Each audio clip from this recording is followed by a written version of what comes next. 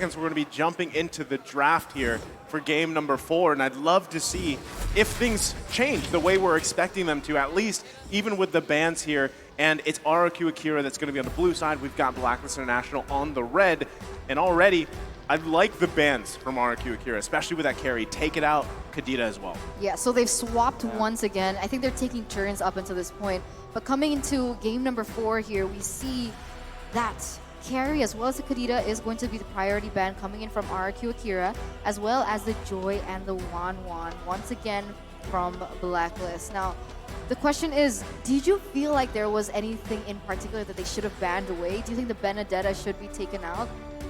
Taken out away, I don't know, because I think they found their answer. I think it kind of goes back to what you wanted to see in Game 3 Eternity. We wanted to see RRQ Akira kind of play the same game, just play it a bit better. And I think finally they are playing a bit better. One thing that they are banning out here, though, is that Diggy. So even though they won that game, they know it can be a problem.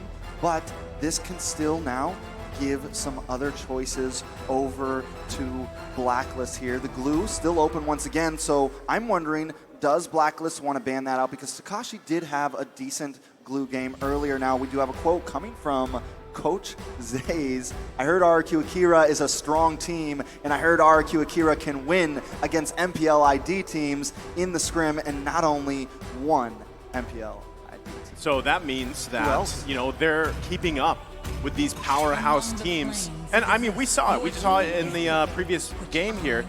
But this is something that even us casters talked about before we got even to the group stages. You know, we were kind of contemplating how much time RRQ Akira had to practice, how much time and work they had to do with even RRQ Hoshi, right?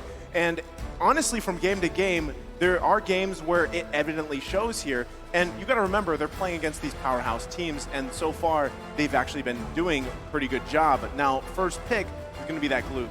You're right, the glue is going to be picked up first. Very prio here in this tournament, and I'd like to add on to your point. I think all casters, we have a briefing, we have a group study discussion, and one of the things that we did talk about was the fact that RRQ Akira, yes, they had a lot of coaching time with RRQ, but also the fact that they were a kind of pseudo Blacklist. Yeah. And it kind of just dawned on me that they're finally going against the team that they've looked so much up to. But going back into the drafting phase here, we see that the Benedetta once again going to be picked up from Blacklist as well as the Farsa. So now they're really switching things up, right? They have the utility coming in from the Farsa, the burst damage as well as the mobility in that middle lane. And in this current meta, that mid lane presence has been so important, and this is something that they can rely on and to take away what RRQ Akira brought to them in that previous game. Yeah, I think it was game 1 where Haji had the Farza as well, and there was just some of that early game aggression rotating up. They got the pick onto Takashi in literally like the first minute or 2 of the game, so if they want to try to play a similar style here, Akira's going to have to watch out for that. But Saigen is going to be locking in that Xavier once again, and Louise on the Cho. So trying to keep it similar to last game and possibly run the same thing back. If it ain't broke, don't fix it, right? They're going to go with the same situation, at least with these two heroes here for now, and see if it works. And there you go, across the board. That's the Eztez locked in again. So I'm wondering if we see a Baksha ban here. Like if they just want to go ahead and take that out because of the way that the passive works. Also, like we were talking about the previous game where, you know, the fact that you can just roam around so quickly, you can literally roll around and you have that presence is something to worry about here. So we'll see if they leave it open or not, because honestly, the way that it was played from King the previous game was outstanding. As well as a free dominance ice. Yep. Basically, right? That's what the Boxia had to offer in that game. But I don't think Blacklist agrees with you in the sense that if it ain't broke, don't fix it. I mean, they're still picking up the Estes. We didn't see too much of an impact that the Estes had, but that could be primarily because of how shut down Venus was. Now, this is a risky pick, the Farsa as well as the Estes, into a Cho game where we saw Luis just really pop off, and he's so good at that targeting that these two heroes, these two people are going to be the main targets for RRQ Akira to take down first. But now coming into the second phase of the drafts, we can see that the Claude is going to be the choice of ban for Blacklist. They want to eliminate the AoE presence and that damage to go into that backside. Yes, AoE. And from RRQ Akira, they want to start limiting Wise's hero. The Barrett's gone. I couldn't agree with you more. I think the AoE damage is just a little bit too much with not only the Claude, but also the Xavier on the field. So Blacklist showing some respect to some of those picks. Now, I'm wondering what this last ban is going to be from them. They did not go for the Basha, so that is still open. They decide to ban out the Ling. I got a feeling we may see the Fairmaze ban here, because even though they beat it, it was still a problem, and now they don't have as much AoE damage. So that could be a possible ban from them. Man, I'm wondering too, like with the last ban here from RRQ Akira, what they want to play in the jungle here, because, you know, options for, at least from what we've seen from King, is do they want to lean towards the more bursty, even assassin jungle that we've seen here? Do we possibly see another Leomord? Or who else is left open? Hayabusa, that's picked a lot here. But honestly, I think you're better off picking something more along the lines of utility. But there you go. Oheb going to be locked in here, or Beatrix going to be locked in here for That Oheb. is actually I'm so Oheb. used to seeing, no, you're right. That's yeah, he the is Filipino literally sniper.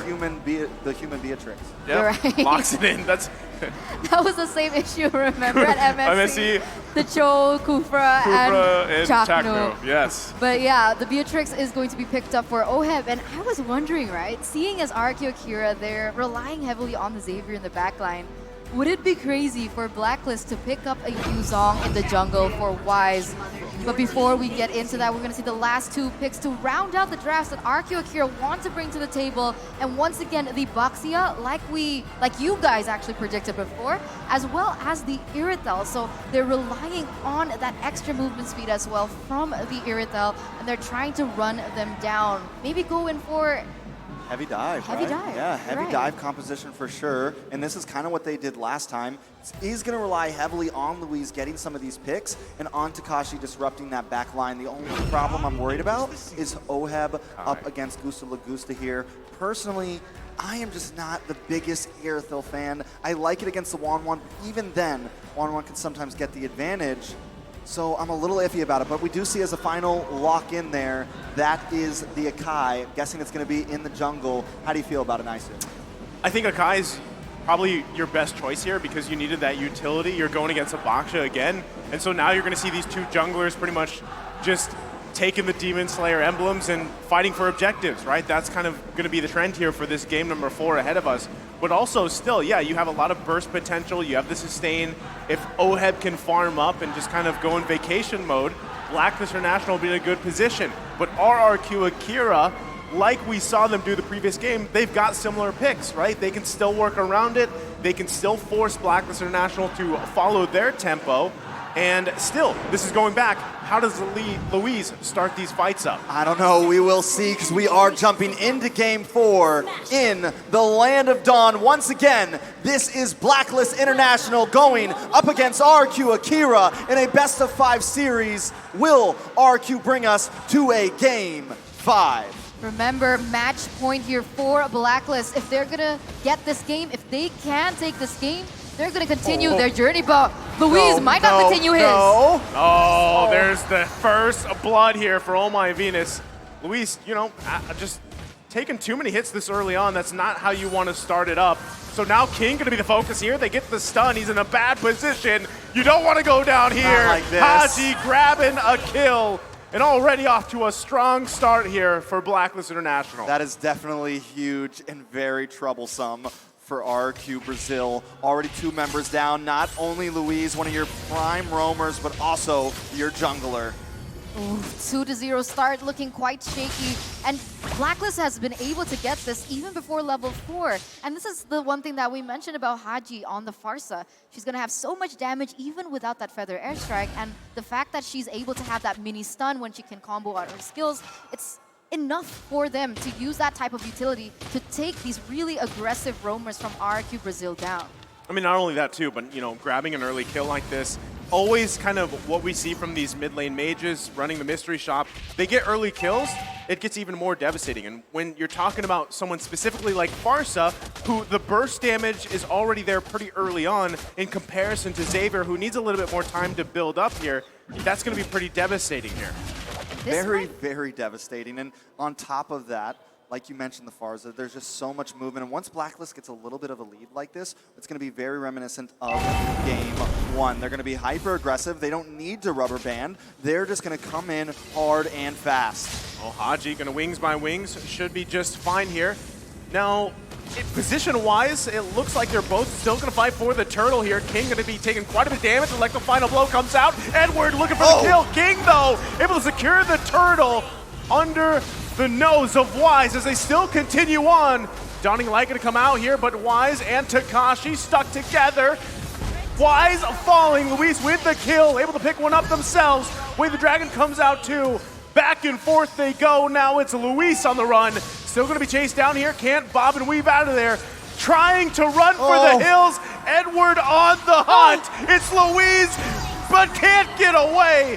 Edward able to grab the kill. He was so close to escaping, but unfortunately at the last moment, even before King was able to help him out, he had to get taken down. Now Blacklist with the 1,000 gold lead, but Haji in the mid side, he's gonna get taken down, and a really good trade for RRQ Brazil, as now they're gonna center their focus onto the next control on the map. Taking a look at these items now, we are seeing Oheb with a nice advantage, very close to already getting that Blade of Despair in. Everyone else, pretty typical. The only major thing we have to look at is Edward with a slight gold advantage. Overall, though, in the gold lane, things are at a standstill, so that is one thing that Brazil does have going for them here. The gold lead has not escaped too much, only 600 gold, still 40 seconds until the turtle, so I wouldn't count Brazil out just yet. Well, as you saw, Clock of Destiny now being picked up here by Saigon. He's going to try to catch up here with Haji a little bit, but still the focus on the bottom side. Going to make Gusa Lagusa do some work here, trying to bob and weave, avoiding those airstrikes, and still just going to get poked down a little bit, but look at the patience here. King and Louise waiting around, waiting for an initiation, as well as Wise. He's going to be walking in here in just a second, going to spot out King, and not sure if they want to commit onto it just yet. A lot of focus on these two gold laners by both teams as we find ourselves in a standstill. And even Saigon coming here from the backside for now. What I do notice is that Blacklist, they need to be careful because they don't exactly have a strong initiator, whereas RRQ, they have Louise, but once again, Feather Airstrike gonna be popped off just to deal a little bit more damage, to have a little bit more clear, as well as to zone the members of RRQ Brazil away, but was it too quick? Well, they know they don't have the feathered airstrike here. Going to be working on the turtle. Wise trying to go in. Heavy spin comes out. It's King again, securing the turtle under Wise. And now it's Oh My Venus going to be trapped here. Oheb there to back up Oh My Venus. Not going to commit though. They're still going to be chasing down Takashi. Could be in trouble. Gets out. Flicker from Saigon. Here comes Edward. Electo final blow, but he's going to get kicked by the way of the dragon. They find King, punishing him down. Make it 2. Blacklist International punishing RRQ Akira. This is definitely very troublesome. Saigon trying to do something there, but Blacklist does not want to give this up just yet. It does seem like finally they're going to back off, but not until they push Brazil all the way back to their base. And at this point, Blacklist is just going to start hunting, taking out some of their jungle and feeding off of Brazil's own resources. I mean, Farsa has been so huge in all of these skirmishes, right? And if we take a look at the sub-emblems, we see that she's going for more penetration, and even without those core items earlier on, she only has the Clock of Destiny, if I'm not mistaken. Without the Winter Truncheon, she's already dealing that much damage. So imagine the Winter Truncheon coming through. She has more damage from, let's say, the Holy Crystal if they want to be crazy about it. That's just so much magic damage that they need to be able to get free. Whereas when we look at RRQ Brazil, with the way they're going for these team fights, Luis is primarily just trying to protect Gusta Lagusta, and therefore he's unable to make those plays into the back line to eliminate these threats like Haji. Yeah, I mean, I wouldn't completely count anyone out just yet. With Saigon not having any deaths, he wasn't too far behind Haji in terms of gold. He has also locked in the Clock of Destiny. Once he gets that Winter Truncheon, there may be some plays to happen. There was the burst right there. They got to respect it, Luis. The bob and weave out of there, the feathered airstrike committed as well. You can already see, though, like some of the damage, especially from Gusa Lagusa, is building up here. Once he gets that Berserker's Fury, if he doesn't have it yet, it will be there. And then again, Electro Flash with that sprint is crucial here on the Irithyll pick. Conceal play gonna come out. Luis on the hunt, flickers in. Oheb able to dodge it, but King also gonna miss. They're gonna find Haji. He wings by wings out, and now it's Blacklist International on the hunt here. Still, RRQ Akira gonna back off. Edward there though in the bush. Wise working on the turtle for now.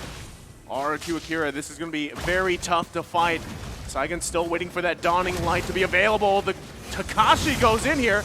Now the turtle's still gonna be worked on, everything being committed. Wise with a heavy spin, able to secure the turtle, pushing everybody back. Takashi though, deep into enemy territory. Can he get away from this one? It's 4 members of Blacklist International, and you can't get away from that, Takashi.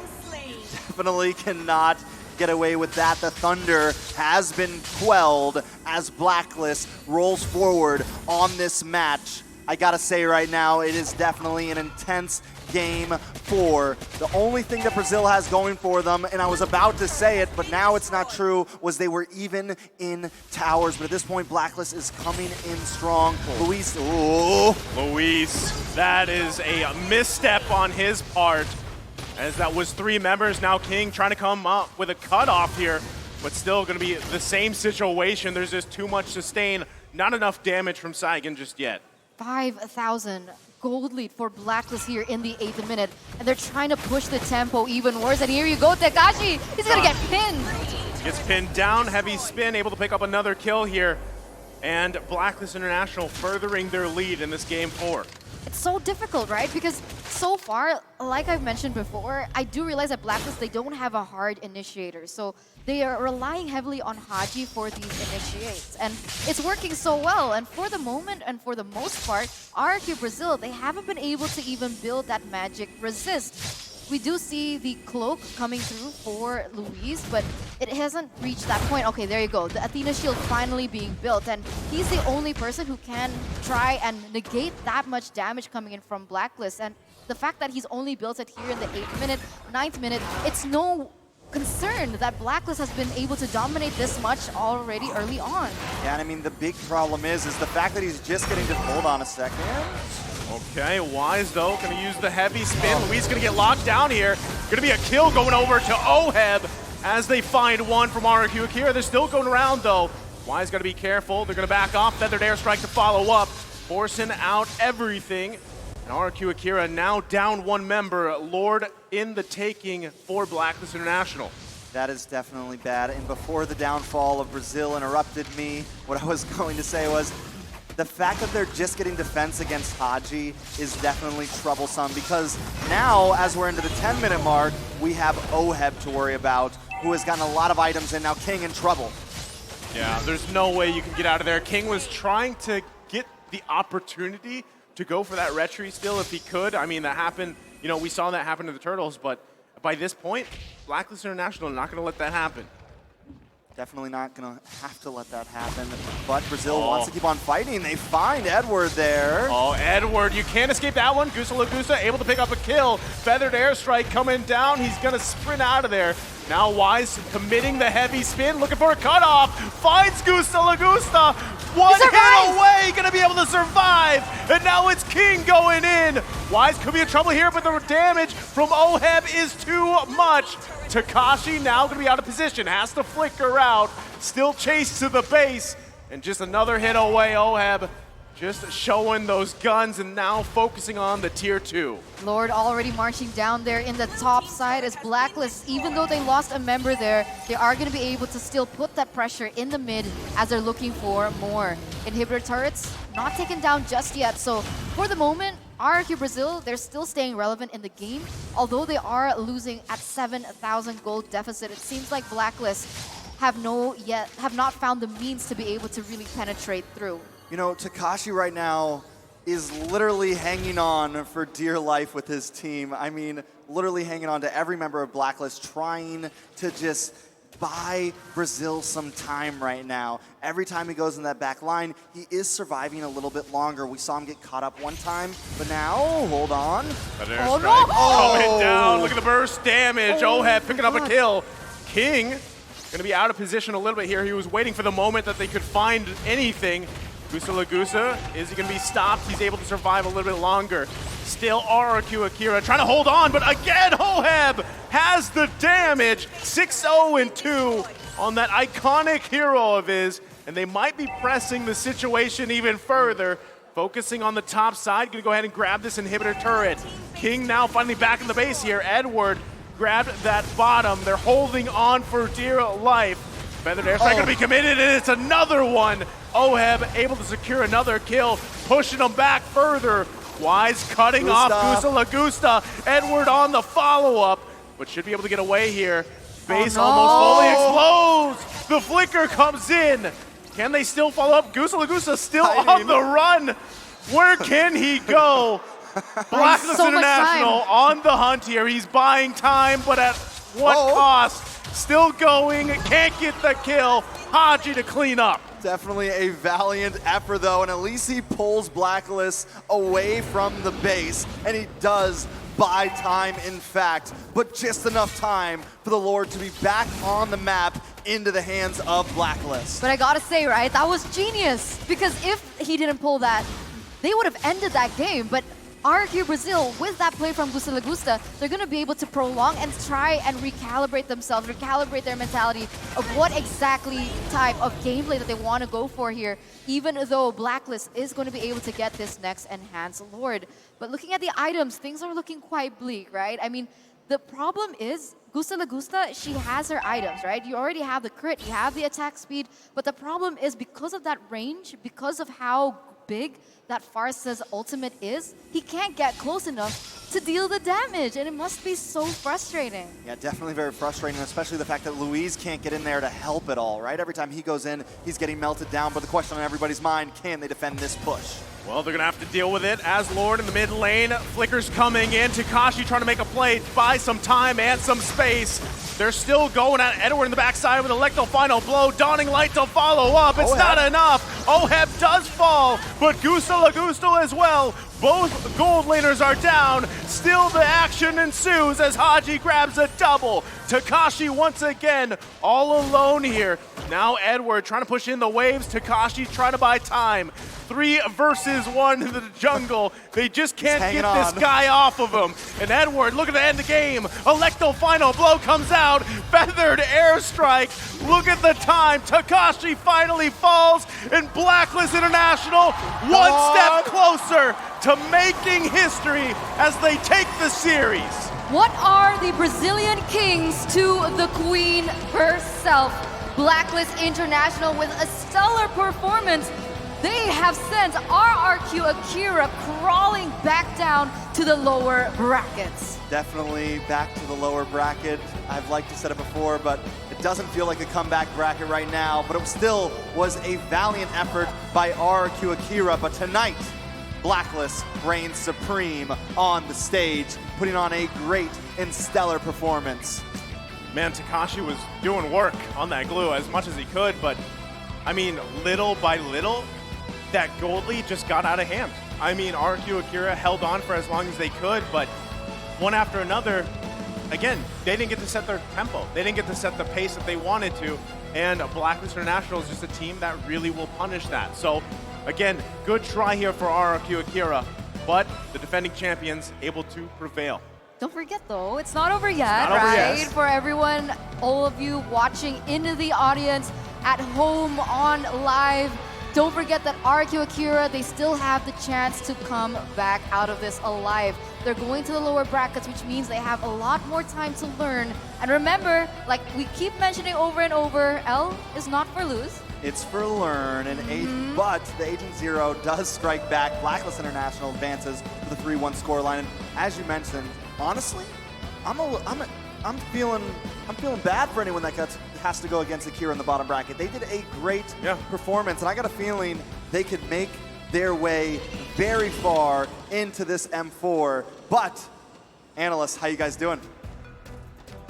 Masters, and welcome back to the analyst stand. It's gonna be me, Gani, Leo, LFL. Thank you, casters. Perfect game from the side of Blacklist. Oh yeah.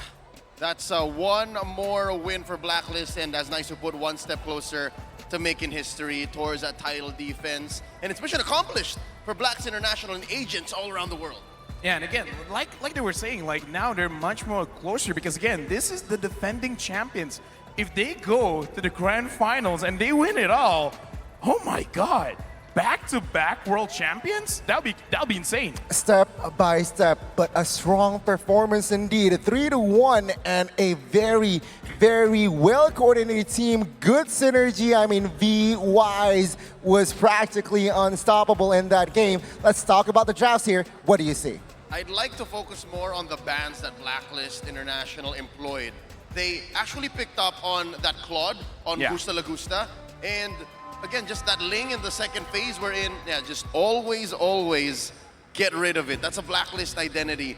And again, it looks like game 1, 2, and 3, and 4 are super connected. All of them, they took lessons, and it looks like Blacklist learned much quicker. Well, let's take a look at the item builds here. What's significant for you, especially LaFell, in that particular game? Because last game, it was a just textbook performance by the defending champions. Actually, looking at the itemization, I want to look at the hero still because I kind of feel like for this draft we could talk a little bit more as well because RRQ Akira, they could have picked up the Lapu Lapu again, but they opt for the glue, which interestingly enough, I think everyone agrees that glue is super strong, but has a very low win rate here in M4 World Championship. I kind of feel like it's strong individually, but as a team, it really doesn't do much because you can catch one person, but then if the person still has a flicker, you're not really connecting the glue grab to make sure that they're out of position. When in comparison to like a Lapu Lapu where you just dive in, and you don't only do a lot of damage to everyone, you can sustain very well, and your AoE stun is an AoE. You can hit a lot of people. Yep, given what the item builds look like for Blacklist and RRQ Akira in this 14-minute game, the items are really, for the most part, going to be as generic as it gets, right? There really wasn't much of an interaction here, at least on early glance. So it really was those heroes that they came into the game with that made the difference. Something I'd like to note, the fact that RRQ Akira tried to ride their momentum and again just changed maybe one or two heroes from that winning game, game 3, and then I guess Blacklist was just so much faster on the pickup. I mean, Blacklist International, they displayed, again, good extraction from the composition. So let's take a look at the post stats here. It will be Takashi taking the Sandbag, but it will be Venus, Haji, and Hoheb taking the 3 categories. I actually want to talk about the carry Haji. 75,000 damage dealt in this game, and I feel like this is the biggest change between the previous game and this one, because previously he was using the Pheromones, which is more of a utility mid laner, and now Haji is carrying, he's doing the damage. I feel like this is honestly the biggest difference maker here, Leo. Yeah, say what you will about Blacks International's usual builds, wherein some will say they have too much utility, they lack damage. Right here, this is the right amount of damage, and Tekash, Astro Thunder, was on the receiving end of a lot of this, and it's not just wonton damage, it's actually a very unique and specific kind of damage, because in the hands of Kel1, the Filipino sniper, that Beatrix, 47% team participation, he was dealing damage where it mattered. That's what made him the rich guy, and that's what helped Blacklist take the victory here. Also, what's interesting, if you take a look at the items or the data earlier, it was actually not that far when you're talking about damage dealt. So RRQ Akira also deals a plenty amount of damage, but of course, Blacklist were the majority, but it wasn't that far. So it's saying that RRQ Akira actually also deals a lot of damage. And with that being said, we gotta look at the person that did the most amount of work. Let's look at the MVP of this game, where the MVP is going over to Haji. And again, we talked about this. This is the difference maker from Pheromones to Farsa. Let's talk about this, 95.5% kill participation. When we're naming MVPs in most professional MLBB events, you'd look at 2 types of MVPs, the setup and the payoff MVP. Haji was both. He was both helping Blacklist control the map, and he was also getting a lot of kills, getting a lot of assists, which helped him build an almost complete arsenal for a mid-mage. There was just one more item that he could not build, because again, this was a relatively short match, 14 minutes. Yeah, I mean, 95% KP, and to add to that, you're right, he can bait the members of Akira, while dealing damage, feather airstrike, zoning people away, baited Cho to just kick her away with that Purify, and again, Haji understands that he can survive with that Wings by Wings as well. Pretty crazy. Farsa cannot see, yet the feather airstrike always hits. You're right. That's some sixth sense kind of thing going on. That's where Haji comes in. That's where Haji is the sixth sense. That's where Haji comes in. And his map sense is just amazing. You'll see here how in the first 5 minutes, he was literally everywhere. Again, Wings by Wings coming in clutch. He's able to answer and provide for everything that his team needs. I mean, looking at the minimap, it's like a jungler, right? He's everywhere, jungle, top side, mid, and as well as bot. That is what can Haji do. Very effective. This is the great thing when we look at mid laners. Where are you really helping? And it's nice to see Haji is helping every side of the map, because we've seen teams focus on EXP, focus on gold. But Haji is like, I have food everywhere, bro. Like jungle, the riverside, gold, EXP, is all of it is mine. And this isn't even really uncharacteristic, because about 2 years ago at M2, Haji already competed in the world stage under the Omega banner for the Philippines as well. So again, he's a jungler turned roamer turned mid, and here he's the KDA machine helping out Blacklist in every way possible. I'm wondering though why he spent a little bit of the time in the top lane. I wonder what that was, cutting. Yeah. Well, let's see here, right? What did he do? In case you missed it, this is going to be the highlights. Blacklist taking the last match. Well, take it away. I want to talk about both sides of the issue, right? Blacklist International, they did well, and I kind of feel like they did well off of the mistakes coming in from RRQ Akira, because we're not seeing it here in the highlights, but earlier in the match where Luis got poked out so hard, and then King tried to help, and then both of them gave kills onto Blacklist International. And then after that, looking at this kind of match, they don't have a lot of setup, and I kind of feel like that's also a very big difference. RRQ Akira in this match and the match before, the setup wasn't as clean as before. Yeah, and again, Blacklist just really adjusted to the occasion. Oh no, this was that moment where Gusta Lagusa got caught out. I have to also talk about and bring up the interaction between Glue and Farsa. You can just fly away, just walk away, and don't get hurt. And then if Tekashi does drop off, then you let the rest of Blacklist deal with it. That was something that was so well coordinated, and the shot calling on that was just immaculate. Amazing performance displayed. The defending champions again showing quality in Mobile Legends. Ladies and gentlemen, that is going to be the last match for today. It is going to be confirmed. Staying in the upper bracket, the defending champions Blacklist International. Meanwhile, RRQ Akira, they will fall down a bit in the lower bracket, fighting for